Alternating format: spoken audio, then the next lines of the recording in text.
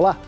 Teriam os cientistas descoberto o caminho para reverter o aquecimento global e neutralizar as ameaças ao planeta? Será que a solução está na geoengenharia? Há quem acredite que sim. E mais, uma intervenção em grande escala no clima da Terra poderia não apenas reduzir as temperaturas, mas até controlar furacões e outros fenômenos climáticos.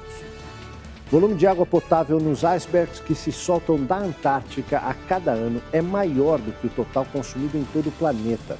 É possível utilizar essa água? E mais, a China planeja lua artificial com capacidade de iluminação 8 vezes maior do que o satélite natural da Terra. Essa edição do Matéria de Capa está apenas começando. Fique com a gente.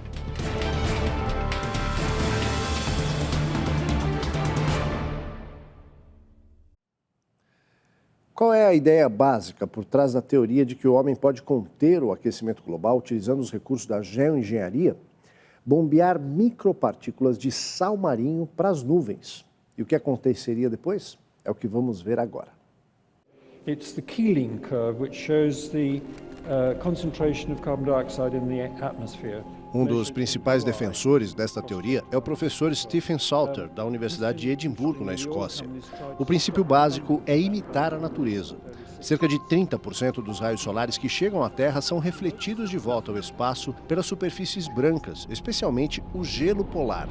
O mar congelado reflete a luz do Sol como nenhuma outra superfície da Terra, devolvendo cerca de 90% do calor recebido. A ideia de Salter é fazer o mesmo com as nuvens. Para se ter uma ideia, as águas dos oceanos refletem apenas 6% dos raios solares e absorvem 94%. Uma vez que o gelo do Ártico está em rápido declínio, é preciso ter outros pontos que exerçam o mesmo papel, argumenta Salter. Ele explica que as partículas de sal misturadas às nuvens criariam um ambiente adequado para refletir os raios solares.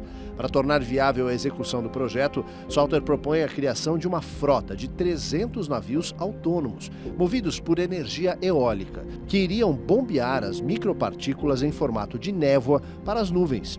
E aí o cientista chega ao ponto mais ambicioso do projeto. Ele acredita que um bombeamento de 10 metros cúbicos por segundo em diversos pontos do globo poderia reverter todo o aquecimento do planeta produzido pelo homem em mais de um século. E por que isso seria feito no mar? Porque as nuvens que se acumulam sobre os oceanos cobrem cerca de 20% da superfície da Terra e refletem para o espaço 30% dos raios solares que chegam por aqui. O projeto do professor Salter teria um impacto adicional, a queda na temperatura das águas dos oceanos. Os furacões perderiam intensidade e até o fenômeno El Niño seria amenizado.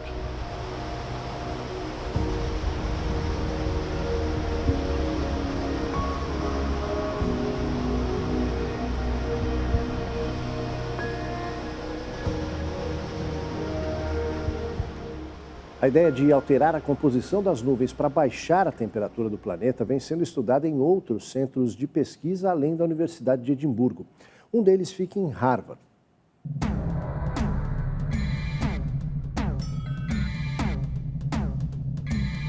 O projeto desenvolvido por uma equipe da Universidade de Harvard guarda algumas semelhanças com aquele do professor Stephen Salter, com uma diferença fundamental. Ao invés de bombardear as nuvens de baixo para cima, o bombeamento seria feito do alto, a 10 quilômetros acima da camada superior. Além disso, as micropartículas seriam de carbonato de cálcio e não de sal marinho, uma camada tão fina que seria impossível enxergar aqui da Terra. Alteradas quimicamente, as nuvens teriam maior capacidade de refletir os raios solares e, assim, baixar a temperatura do planeta. O professor David Kate, um dos integrantes da equipe de Harvard, entusiasmado com o projeto, afirma que é preciso adotar medidas urgentes para enfrentar o aquecimento global e acredita que o uso das nuvens para rebater os raios solares seria uma das melhores opções.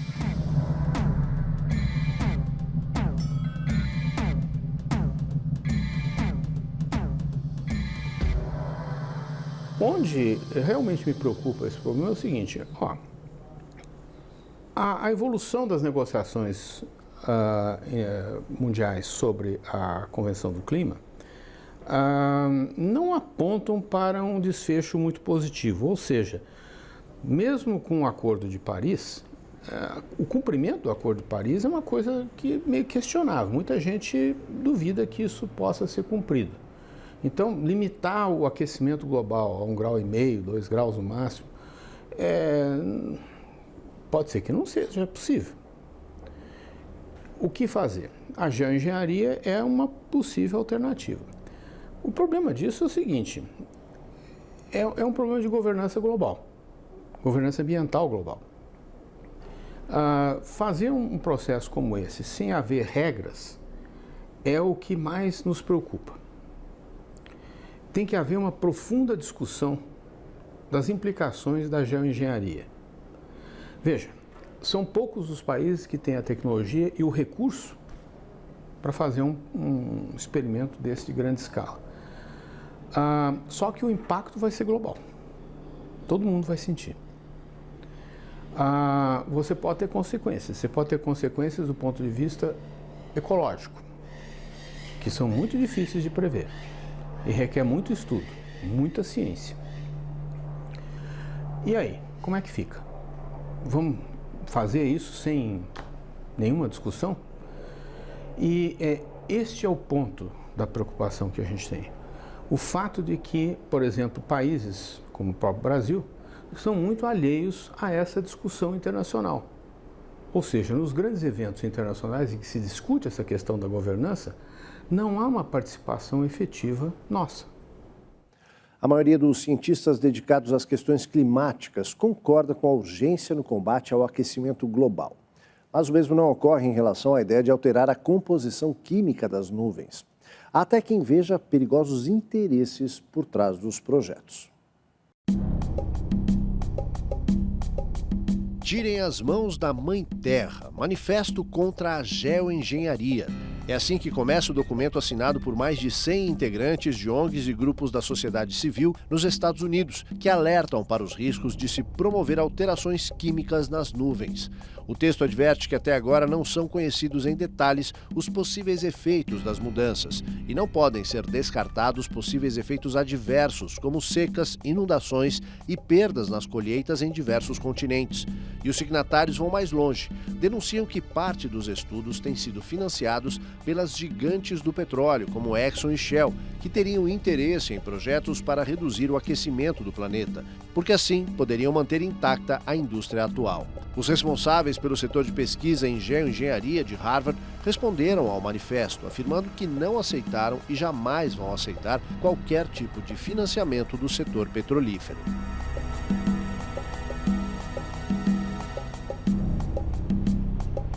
A gente não tem o tempo para fazer o estudo na escala, digamos, que os cientistas gostariam, para você ter mais certeza. De novo, acho que é um problema semelhante a esse das ações referentes ao aquecimento global. Existe incerteza? Existe. Mas a incerteza não é motivo para inação.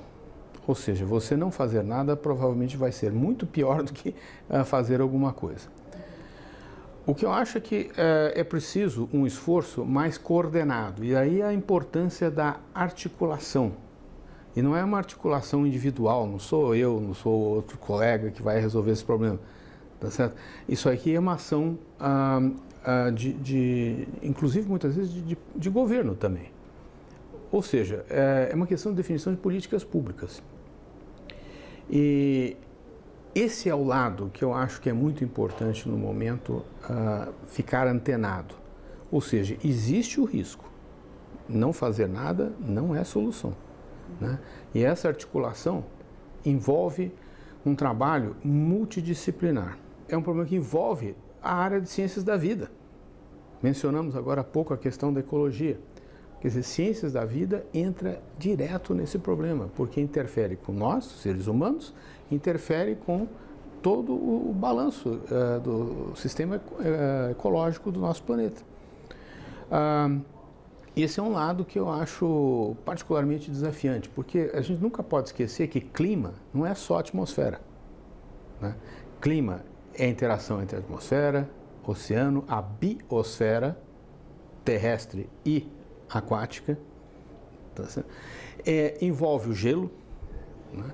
Envolve todos os processos químicos que ocorrem na atmosfera, e aí entra o papel do homem, porque nós estamos introduzindo elementos novos ou mudando a concentração dos gases que constituem a nossa atmosfera. a constituição dos aerossóis, né? Aí entra a geoengenharia, ou seja, extremamente interligado. Então, a incerteza, eu acho que a gente nunca vai deixar de ter incerteza.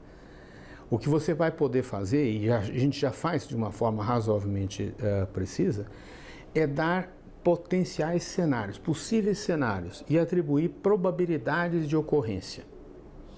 A própria previsão de tempo hoje é feita dessa forma. Você não faz uma previsão, você faz um monte de previsão e desenha cenários probabilísticos, ou seja, é mais provável que aconteça isto, mas pode acontecer aquilo também, só que com uma probabilidade pequena. No clima é a mesma coisa. O próprio trabalho do painel intergovernamental de mudanças climáticas vai exatamente nessa linha. Por isso é que é um trabalho global. Não é um trabalho só dos americanos, só dos europeus, né? É hoje um trabalho que envolve comunidades no mundo todo. A ideia de utilizar as nuvens para baixar a temperatura na Terra nada mais é do que a imitação do que faz a natureza. E a descoberta tem a ver com a atividade dos vulcões. Vamos explicar isso em detalhes.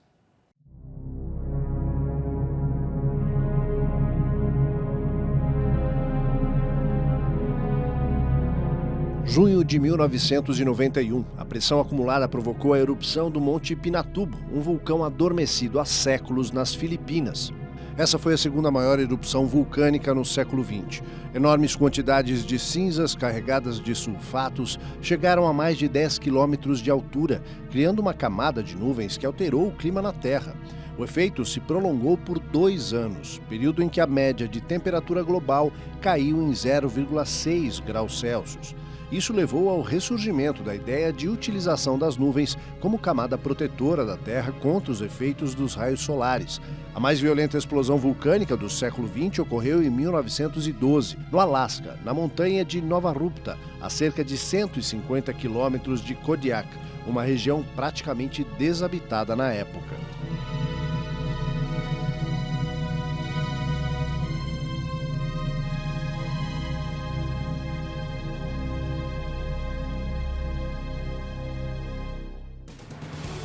Daqui a pouco, o planeta enfrenta escassez de água, mas existem enormes recursos não aproveitados bem diante de todas as pessoas. E ainda, o volume de água dos icebergs que saem da Antártica a cada ano é maior do que o total de água consumida em todo o planeta. Não sai daí.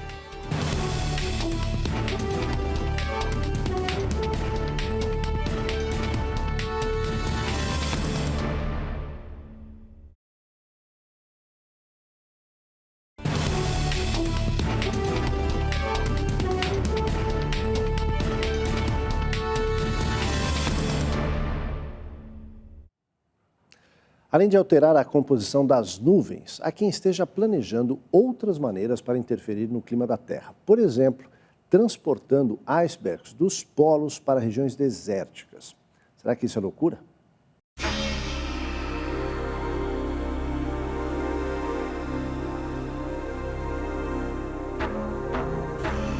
Vamos começar com um dado pouco conhecido. O volume de água que se desprende da Antártica em forma de icebergs a cada ano é maior do que o total de água consumida em todo o planeta, isso sem incluir o Ártico. Os icebergs são formados por água pura, que acaba se perdendo ao se misturar com o mar, além de contribuir para o aumento do nível dos oceanos. Daí o fato de que há mais de um século, inúmeros planos foram apresentados para transportar o gelo dos polos para regiões secas da Terra.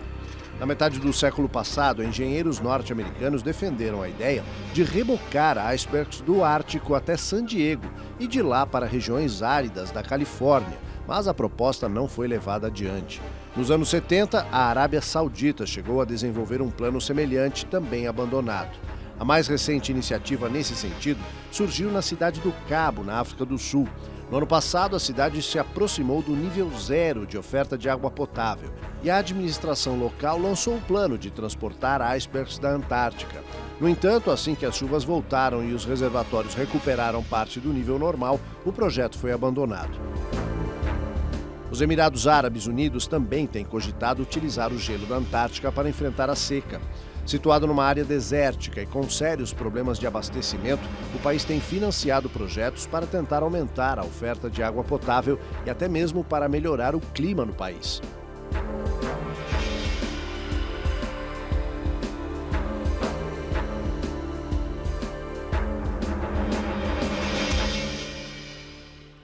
São tantos os planos para rebocar icebergs dos polos para regiões áridas que uma hora dessas alguém vai acabar conseguindo. Vamos ver agora a ideia de um grupo de engenheiros franceses.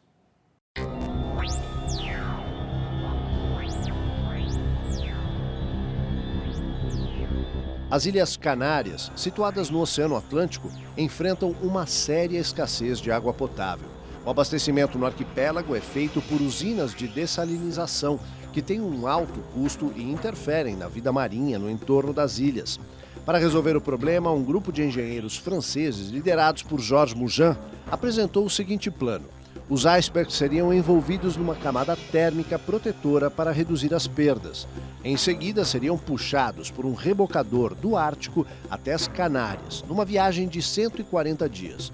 Com isso, um bloco de gelo de 7 milhões de toneladas chegaria às ilhas com 4 milhões de toneladas. O projeto seria financiado pela União Europeia como um plano piloto, que poderia ser estendido mais tarde a outras regiões do continente que enfrentam longas estiagens.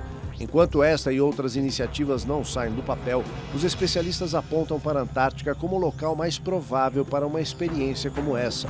Afinal, a cada ano, pelo menos 140 mil icebergs se descolam do continente antártico e se perdem pelos mares do sul. Se apenas alguns deles forem conduzidos até as correntes que passam pela África do Sul, já seria suficiente para abastecer amplas regiões que enfrentam a seca.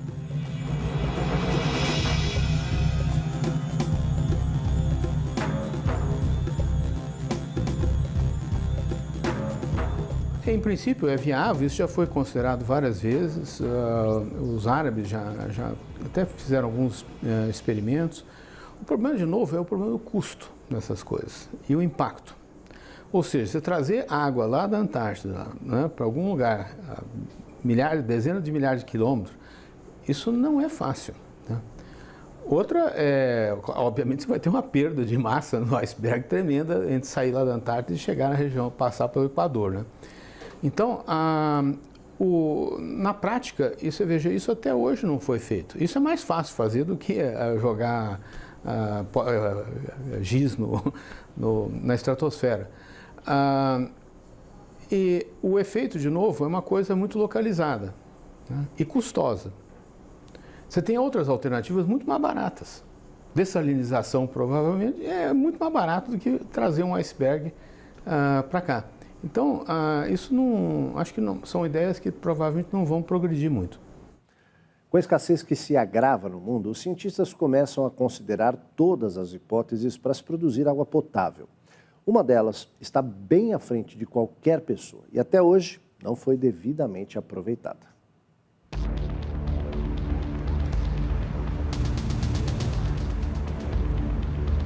Você já reparou nas gotículas de água que se formam ao redor de um copo com bebida gelada?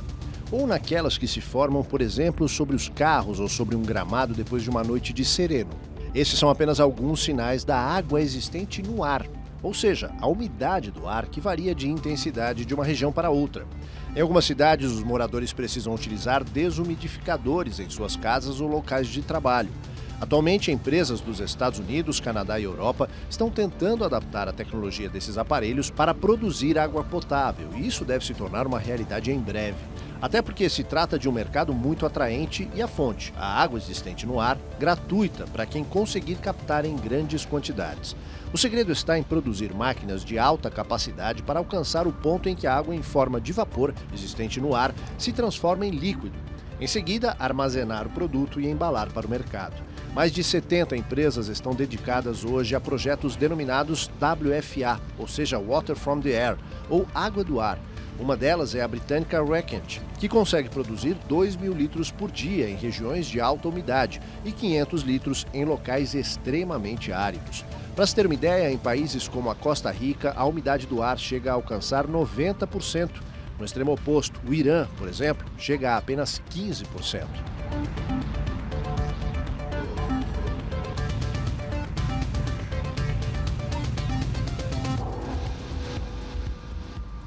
Um único furacão da categoria 5, o mais potente, produz mais energia do que dezenas de hidrelétricas e usinas nucleares juntas. É por isso que inúmeras empresas trabalham em projetos destinados a aproveitar o potencial desses fenômenos naturais. De quebra, seria possível reduzir o poder de destruição dos furacões.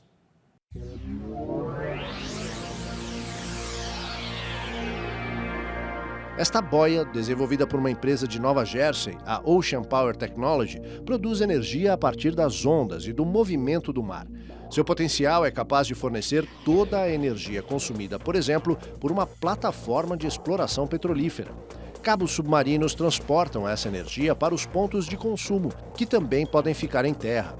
Agora a empresa quer ir mais longe. A exemplo de outras iniciativas desenvolvidas no Japão, Reino Unido e outros países, o objetivo é aproveitar a energia dos furacões. A ideia parte do fato de que, no momento em que eles ocorrem, os furacões mais violentos produzem mais energia do que toda aquela produzida artificialmente. O princípio é o mesmo desta boia, a força dos ventos movimentando turbinas ou pistões. O grande desafio que se apresenta até agora é como construir equipamentos que resistam ao impacto dos furacões e que possam operar normalmente sob a imensa força que eles deslocam.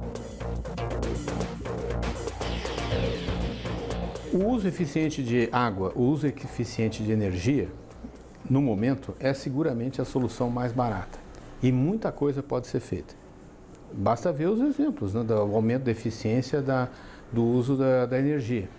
Os automóveis hoje, por exemplo, são muito mais eficientes do que há 20, 30 anos atrás e prometem ser muito mais nas próximas décadas, né, com o uso da eletricidade. Eu acho que a gente tem que pensar nessas alternativas. A geoengenharia, eu diria que seria a última alternativa, porque as potenciais consequências e o fato de que a gente não domina esse tema. Tenho uma confiança de que isso é algo que pode ser resolvido num prazo mais curto. Por exemplo, tem um caso, nos anos 70, sobretudo nos anos 80, começo dos anos 90, falava-se muito sobre o inverno nuclear. A possibilidade de você ter uma guerra nuclear global e com isso ia ter um monte de poeira na atmosfera, só que ia ter um monte de pó de carbono na atmosfera e com isso ia promover uma mudança tremenda do clima, né? Houve aí um esforço concentrado da comunidade científica internacional em estudar o chamado inverno nuclear. O que aconteceria com o clima da Terra se houvesse uma sucessão de explosões nucleares? A coisa mostrou-se tão catastrófica que eu acho que tudo isso teve uma contribuição importante no processo de tomada de decisão de desarmamento nuclear, etc., daquela época. Então, eu vejo o caso da geoengenharia, o caso da mudança climática, mais ou menos da mesma forma. Ou seja, com um investimento sério em pesquisas científicas sérias, né, que passam pelos crivos científicos. Não é fazer coisas assim sem substância, tá? Como muitas vezes a gente vê aparecer aí nos meios, né, de divulgação. Eu acho que são esses estudos que vão dar suporte para os tomadores de decisão definirem a questão da governança global. No próximo bloco, o Havaí investe para se tornar líder em energia das ondas e das marés. E mais, China planeja uma lua artificial com capacidade de iluminação bem maior do que o satélite natural da Terra.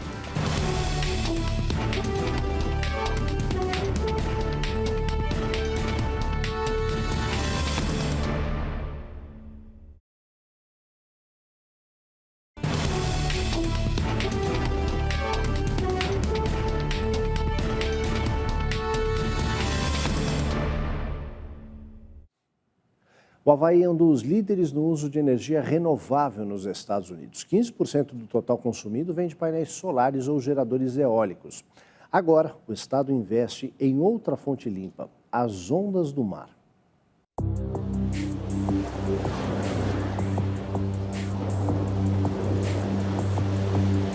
As praias havaianas, conhecidas como um paraíso para surfistas e visitantes de todo o mundo, agora devem se tornar uma fonte de energia renovável. People are trying very different concepts about how best to capture the energy that's... A fonte é inesgotável, mas os desafios também são imensos, explica o engenheiro Pat Cross, do Instituto Havaiano de Energia Natural. Diante das perspectivas, recursos financeiros não faltam. O governo dos Estados Unidos, a administração local no Havaí e diversas empresas particulares apostam no projeto.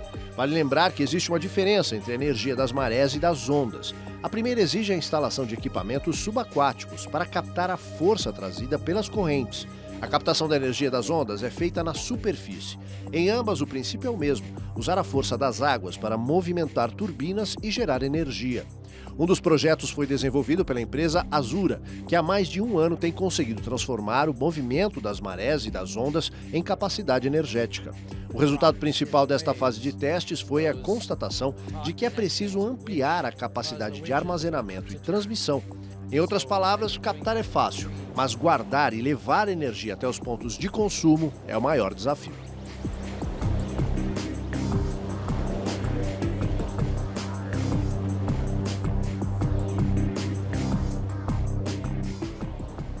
Esses cientistas e suas invenções surpreendentes.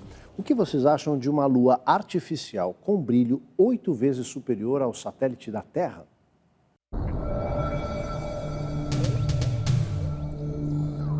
A ideia é que o satélite seja lançado ao espaço em 2020 e ilumine uma área de até 80 quilômetros na cidade de Chengdu, o que deverá permitir que as luzes das ruas sejam dispensadas.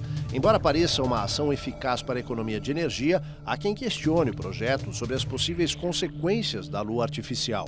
Especialistas alegam que não há como prever todos os efeitos de uma lua extra no céu. A principal preocupação é que a luz excessiva possa influenciar de forma negativa os hábitos de vida e reprodução de algumas espécies de animais, desestabilizando ecossistemas.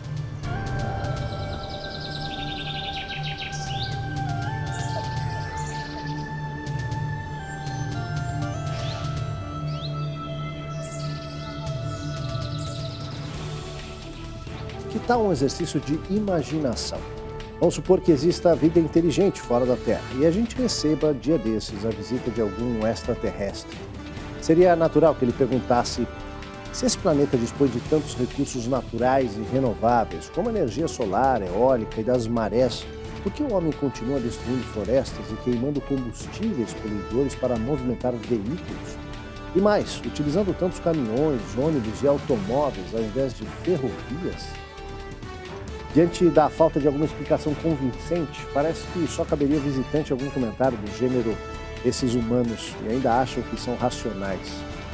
Essa edição do Matéria de Capa fica por aqui. A gente volta na semana que vem, nesse mesmo horário. Uma ótima noite a todos e até lá.